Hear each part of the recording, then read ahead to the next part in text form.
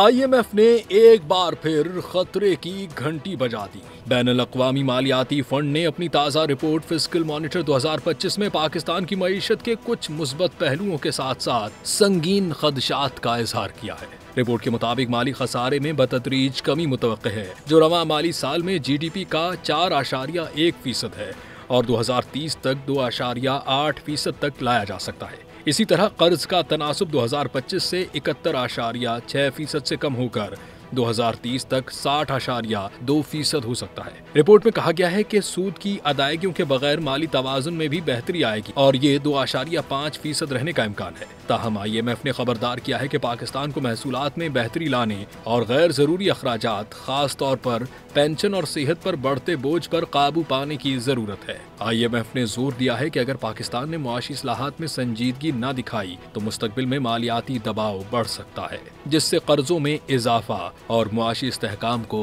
खतरा लाहिक हो सकता है।